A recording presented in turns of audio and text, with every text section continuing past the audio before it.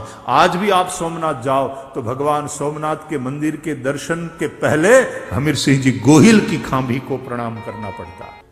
सौराष्ट्र की कथा है, हमीर सिंह जी गोहिल अपने दरबारियों के साथ बैठे हैं और अचानक ढोल पीटने वाले ने ढोल पीटा और कहा कि दौड़ो दौड़ो, सोमनाथ पर आक्रमण हो रहा है, यमन सोमनाथ पर आक्रमण करने आ रहे हैं। और हमीर सिंह जी गोहिल खड़े हो गए, सारे योद्धा दरबारी गण खड़े हो गए। रणे तत्पर, तुरंत शस्त्र सज्ज होकर अश्व पर आरूढ़ हुए। कहते हैं दरबारगढ़ से एक दासी दौड़कर आई और उसने कहा कि रानी ने पुत्र को जन्म दिया है, आप युद्ध के लिए जा रहे हैं, धर्म के लिए आप युद्ध के लिए तत्पर होकर के प्रस्थान कर रहे हैं। कोई भरोसा नहीं, भगवान करे आप विजयी बनकर के वापस लौटे, लेकिन यदि काम आ गए, वीर गति को प्राप्त हो गए, तो कम से कम बच्चे का मुंह तो देख लो। और हमीर सिंह जी गोहिल ने कहा कि मेरे सोमनाथ पर जब आक्रमण हो रहा हो तो इस वक्त मैं उस कार्य के लिए रुकूं तो मेरा क्षात्रत्व आया तो जरूर मुंह देखूंगा, और नहीं आया तो बच्चे को बहुत बहुत प्यार, वो इसी परंपरा को आगे बढ़ावे, आशीर्वाद। और कहते हैं हमीर सिंह जी गोहिल निकले अपने छोटे से सैन्य के साथ, लड़ते लड़ते काम आ गए। आज भी आप सोमनाथ जाओ तो भगवान सोमनाथ के मंदिर के दर्शन के पहले हमीर सिंह जी गोहिल की खांभी को प्रणाम करना पड़ता है। मंदिर परिसर में वहां हमीर सिंह जी गोहिल की खांभी, ये शहादत, ये शौर्य, सदाच रणे तत्पर। यदि क्षत्रिय तो ऐसा क्षत्रिय कह सकता है शंकराच्छमहं याचे।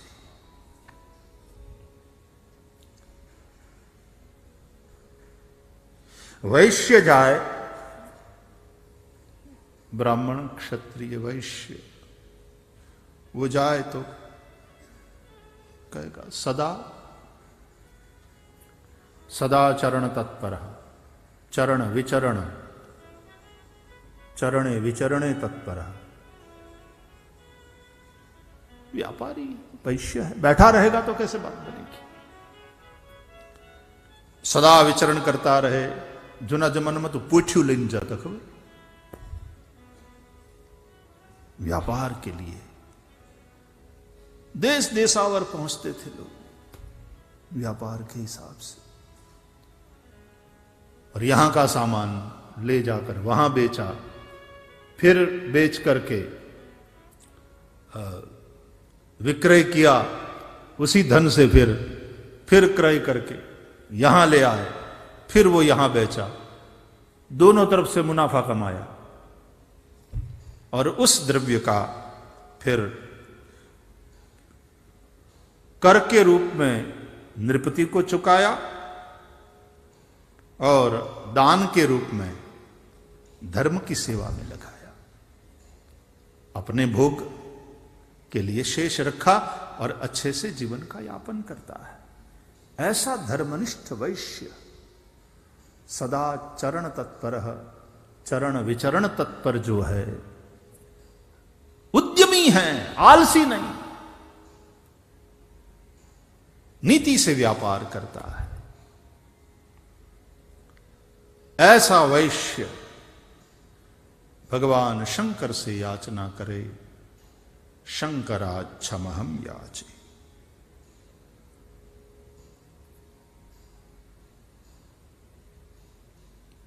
शूद्र यदि जाए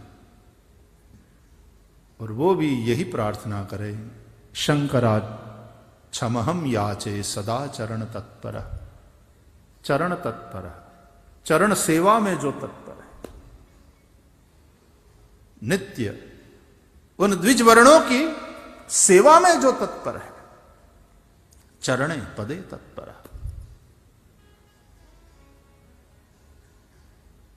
कठिन है सेवा धर्म। क्या दीनता से युक्त होकर के और सदा तत्सुखे सुखित्वम, निरंतर अपने स्वामी के सुख सुविधा की लगातार चिंतन करने वाला और सदा उसमें तत्पर।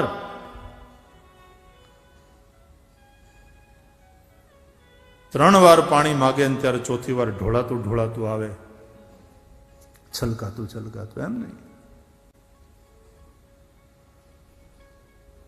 समय समय पर बिना मांगे सारी चीजें। तो चाहे ब्राह्मण वर्ण यज्ञ इत्यादि करे तो भी बिना इन शूद्रों की सेवा के। ये शूद्र शब्द बड़ा प्यारा है। आजकल हम लोगों ने ऐसा उसको बना दिया है कि शूद्र कहलाना जैसे गाली नहीं भैया, ये सेवक होने की धन्यता है। शोचती थी, बाकी सभी वर्णों की जो चिंता करता रहता है, बिना इनके इन तीनों वर्णों का काम अच्छी तरह से वो लोग नहीं कर पाएंगे। तो ये शूद्र वर्ण जो सेवा क्षेत्र में है, आज गुड्स एंड सर्विस टैक्स है, जीएसटी, तो ये सर्विस प्रोवाइडर्स जो हैं सबकी सेवा में तत्पर। तो बिना इस शूद्र के तीनों वर्णों का धर्माचरण असंभव हो जाएगा और पंगु हो जाएंगे तीनों वर्ण बिना शूद्र के। तो सदा चरण तत्पर, चरण सेवा में सदा तत्पर ऐसा मैं, यानी तीनों वर्णों की सेवा में सदा तत्पर, चरण तत्पर, चरण सेवा तत्पर ऐसा मैं शंकराच्छमहम याचे, भगवान शंकर से कल्याण की कामना करता हूं। वर्ण हो गया आश्रम, ब्रह्मचर्याश्रम, गृहस्थाश्रम, वानप्रस्थाश्रम, संन्यास। सदाचरण तत्पर है ब्रह्मचारी कहता। सदाचरण ब्रह्मचर्य की नींव है। ब्रह्मचारी सदाचारी न हो तो केवल अभी शादी नहीं हुई, कहते ना ब्रह्मचारी और कुमारा उसमें भेद है। कई लोग अनमेरिड होते हैं, ब्रह्मचारी नहीं। ब्रह्मचारी अलग चीज, अनमेरिड होना अलग चीज। तो सदाचरण तत्पर, सदाचरण ब्रह्मचर्याश्रम की नींव है। गुरु सेवा, संध्योपासना, विद्याध्ययन। श्रीमद् भागवत में वो धर्म पंचाध्यायी में तो ब्रह्मचारी के धर्म के कर्तव्यों के संबंध में विस्तार से समझाया है व्यास भगवान ने। गृहस्थ जाए तो कहे सदा चरणे भक्षणे, तत्पर। देखो, गृहस्थ को पर्याप्त मात्रा में सारे भोग संपादन करने हैं, इसलिए तो ब्रह्मचर्याश्रम को पूरा करके जब जाता है तो समावर्तन संस्कार में, और फिर तब गुरु आचार्य जो उपदेश करता है, जो आदेश देता है, उसमें यही तो है। आचार्याय प्रियम धनम आहृत्य प्रजातंतुम मां व्यवच्छेत्सी। अर्थ और काम से संबंधित ये दो आदेश, अर्थोपार्जन करना धर्म पूर्वक, धर्माद अर्थश्च कामश्च स किमर्थम न सेव्यते। पर्याप्त मात्रा में भोग सामग्री गृहस्थ को अर्जित करना चाहिए। गृहस्थ हो तो तुम्हें कमाना चाहिए, पर्याप्त मात्रा में भोग सामग्री अर्जित करना चाहिए। गोरा कुंभार हो, कबीरदास हो, तुकाराम बुआ हो, नरसिंह मेहता हो, सभी गृहस्थ।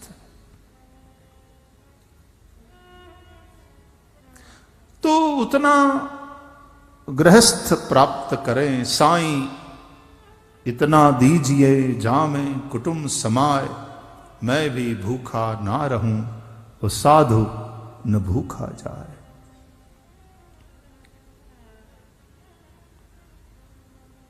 भोग संपादन करना चाहिए, भोगना भी चाहिए और देना भी चाहिए। वानप्रस्थी सदा आचरण तत्पर रहे, दारा को साथ रखते हुए, पत्नी को साथ रखते हुए, या न भी हो नलिनी दलमंबुवत, इस तरह से रहे। अनासक्त भाव से, निर्लेप भाव से रहते हुए सदाचरण में तत्पर रहना चाहिए वानप्रस्थी को। अति प्रवृत्ति से फिर धीरे धीरे निवृत्ति की ओर जाना। रामचरितमानस में भगवान राम शबरी को नवधा भक्ति का उपदेश कर रहे हैं, तो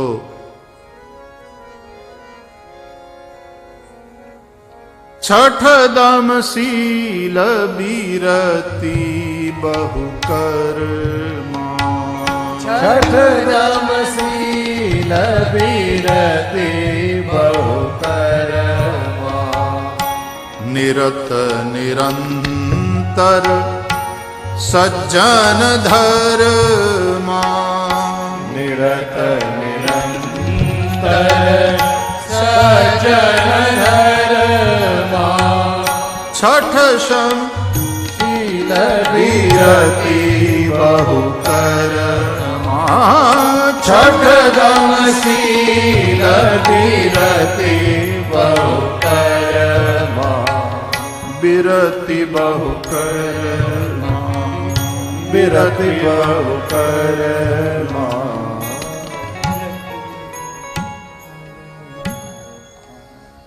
सदा आचरण सदाचरण तत्पर वानप्रस्थी भी हो, त्यागपूर्ण संयम पूर्ण जीवन जीते हुए, पत्नी सहित हो या पत्नी रहित, लेकिन इस तरह से सदाचरण तत्पर वानप्रस्थी जीवन जिए। क्योंकि अब धीरे धीरे उसको ज्ञान की ओर आगे बढ़ना है। और आचार्यवान पुरुषो वेदो, आचारवान पुरुषो वेदो,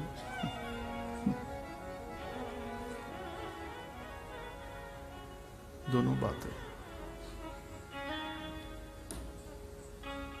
तत्व की अनुभूति के लिए इस तरह से सदाचरण के द्वारा अपने को योग्य बनाए। वानप्रस्थी के भी धर्म का वर्णन है शास्त्रों में। शंकराच्छमहं याचे सदाचरण तत्पर।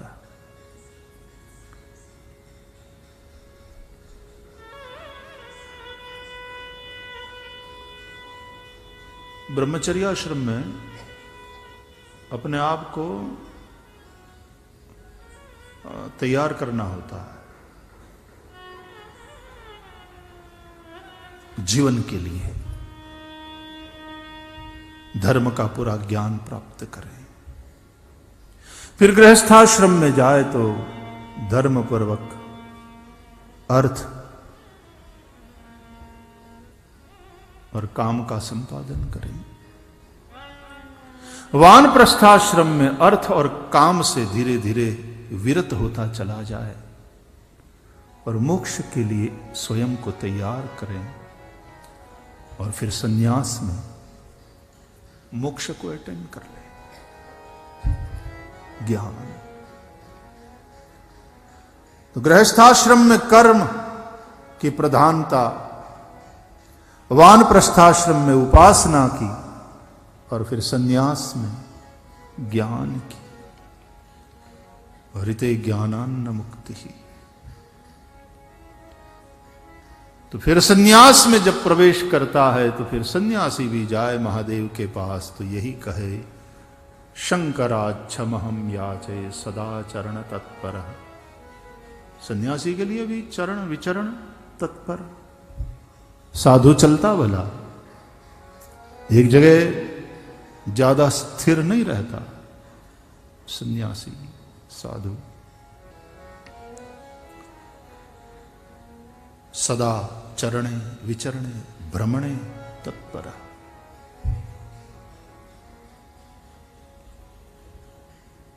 अनिकेत होकर के, अनिकेत होकर के भ्रमण तत्पर, विचरण तत्पर, ऐसा साधु पुरुष, ऐसा सन्यासी। भ्रमण और भिक्षा तो बातें क्योंकि उसने अग्नि को फिर अपने में आत्मसात कर लिया है, इसलिए फिर अब अग्नि का स्पर्श नहीं, इसलिए पकाता नहीं स्वयं,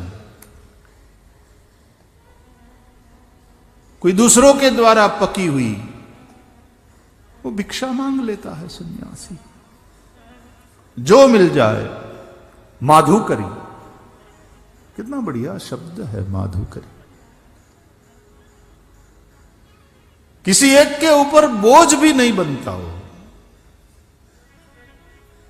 इतने घरों से थोड़ा थोड़ा थोड़ा, और जो भी मिल जाए वो सब फिर इकट्ठा करके स्वादेंद्रिय को तृप्त करने के हिसाब से नहीं, लेकिन शरीर जब तक प्रारब्ध है बना रहेगा,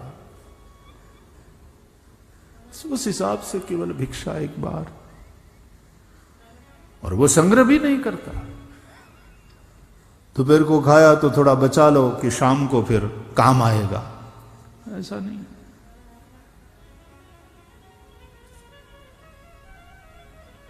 और पहले से कहलवाए कि भाई आवती काले आवशु તમારે ત્યાં ભિક્ષા માગવા, પૂરણપોળી બનાવીને ત્યાર રાખજો।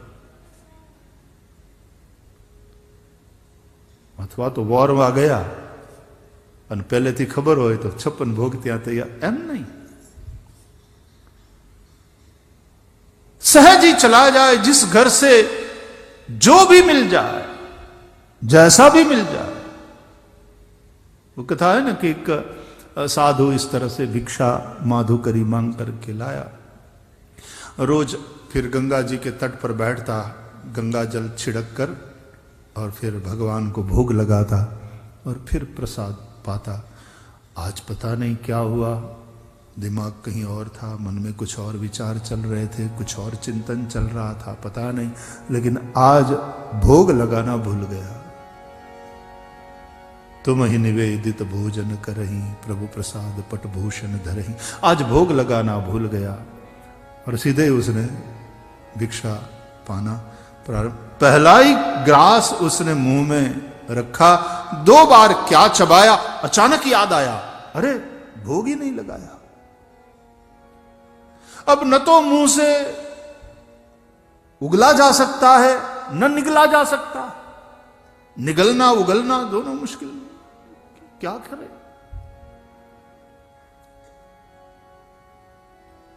रो दिया, प्रभु से क्षमा मांगने लगा, मेरे से गलती हो गया, आज मैंने भोग नहीं लगाया। आंख में आंसू आ गए। न उगल सकता है, भोग नहीं लगा, न निगल सकता है। उगले तो झूठा तो उसके प्रेम को देख करके कहते हैं भगवान इतने प्रसन्न हो गए, आकाशवाणी हुई कि जहां है वहीं भोग लगा ले, मुझे ऑफर कर दे।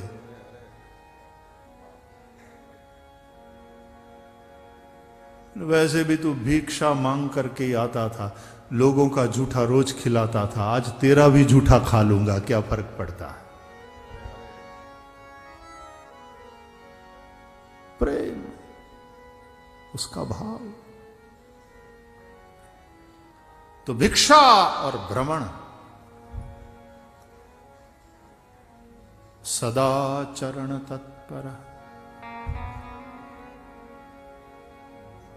ऐसा मैं सन्यासी शंकराच्छमहम याचे। सदा चरण तत्पर, इतनी सी बात है, लेकिन क्या क्या क्या रहस्य महापुरुषों ने खोले हैं, इसमें क्या क्या भाव भर दिए, अद्भुत। भैया इसलिए तो संस्कृत वांग्मय, इसलिए तो हमारे संस्कृत के विद्वान, इसलिए हमारे ऋषि मुनि बार बार चिंता इस बात की है कि भविष्य की पीढ़ी को यह कहां पता है कि ऐसा अद्भुत खजाना तुम्हारे पास है। जरूर पश्चिम की जो कला है, वहां की जो विधाएं हैं वो भी जो अच्छी है, लोक कल्याणकारी है, जरूर जानेंगे, समझेंगे, विवेक पूर्वक अपने हिसाब से कल्याणकारी बने उस हिसाब से अपनाएंगे भी। परंतु हमारी ये जो अनमोल विरासत है, इसको विस्मृत कर देना, इसके विषय में अनभिज्ञ रहना, उसके जैसा दुर्भाग्य देश के युवाओं के लिए और कोई नहीं होगा। देखो तो सही ये वांग्मय कितना समृद्ध है। बस हमारे कथा विद्वानों के जो सेमिनार्स होते हैं, कथा प्रवचन होते हैं, उस तक ये बात सीमित रह गई, सीमित हो गई। इसलिए धार्मिकों की बात मानी, ये जीवन से संबंधित बातें हैं साहब। और तुम्हारी जिंदगी को तुम सुखपूर्वक आनंद पूर्वक जीना चाहते हो, पर कैपिटा इनकम की ओर मत भागो, पर कैपिटा हैप्पीनेस की ओर ध्यान दो। तुम जीवन का कितना आनंद ले पा रहे हो। तो ये सारी बातें समझो, सुनो, करो। शंकराच्छमहम याचे सदा चरण तत्पर। इस प्रार्थना के साथ आगे वाली चर्चा करें उससे पहले आओ कुछ शिव संकीर्तन करते हुए भोले बाबा को प्रणाम करें। नारायण।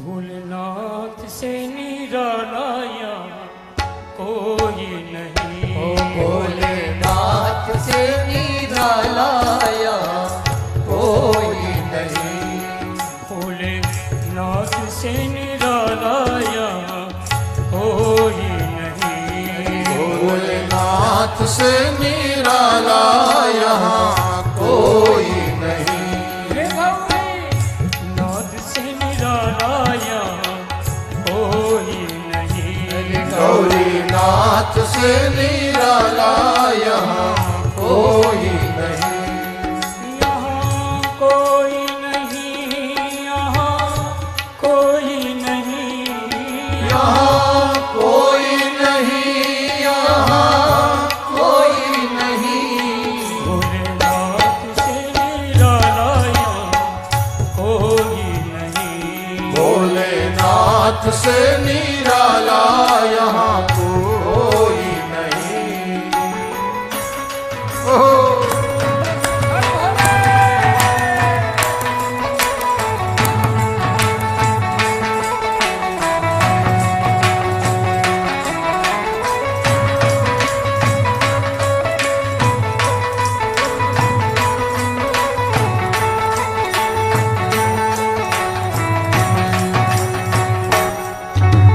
उनका डमरू डम डम बोल, अगम निगम के भेद खोले, उनका डमरू डम डम बोले, अगम निगम के भेद खोले, उनका डमरू डम डम बोले, अगम निगम के भेद खोले, उनका डमरू डम डम बोले, अगम निगम के भेद ये खोले, ऐसा डमरू बजाने वाला, ऐसा डमरू बजाने वाला कोई और नहीं, भोले नाथ से निराला यहाँ कोई नहीं, भोले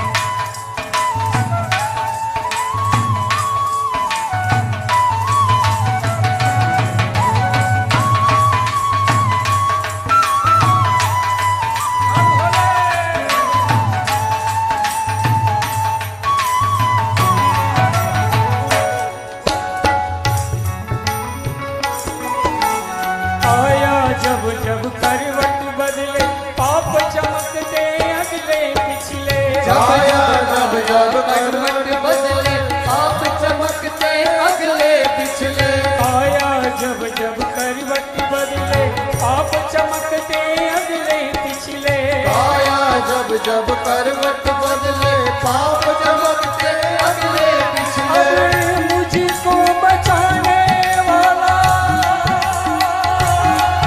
अब मुझको बचाने वाला और नहीं भोले नाम से निराला यहाँ कोई नहीं भोले नाथ से निराला यहाँ कोई नहीं कोई और नहीं कोई और नहीं कोई और नहीं कोई और नहीं भोले नाथ से निराला यहाँ कोई नहीं भोले नाथ से निराला यहाँ कोई नहीं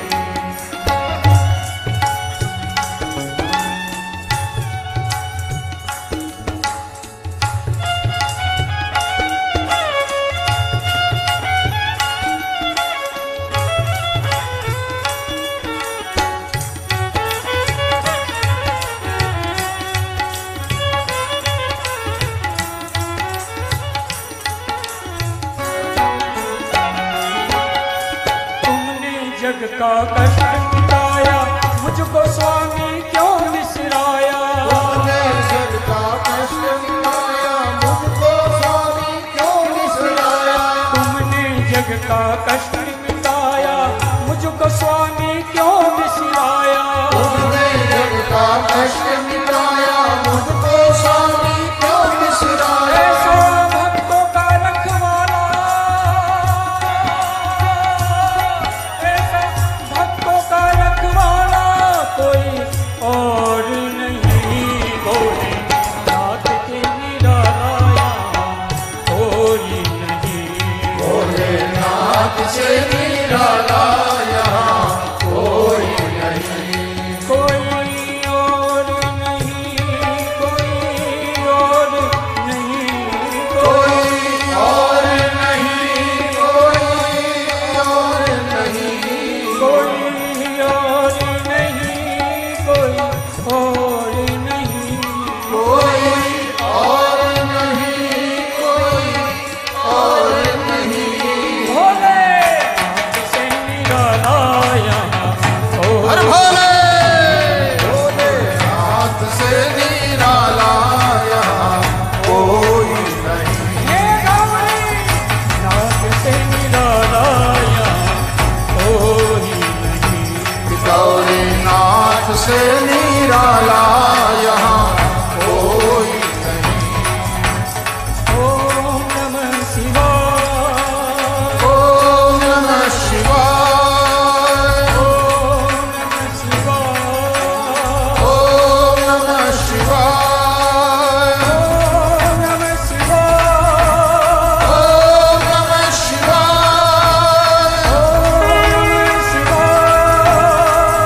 ओम नमः शिवाय ओम नमः शिवाय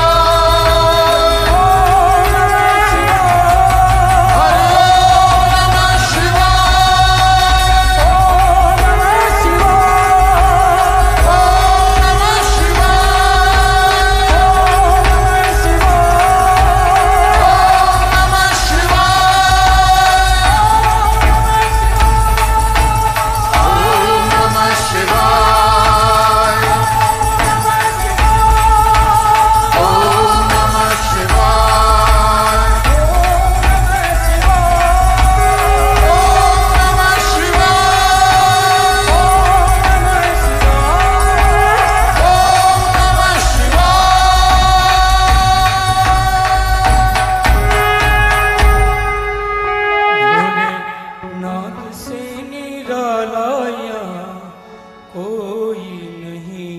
कि गौरी नाथ से निराला यहाँ कोई नहीं। नमः पार्वती पतये हर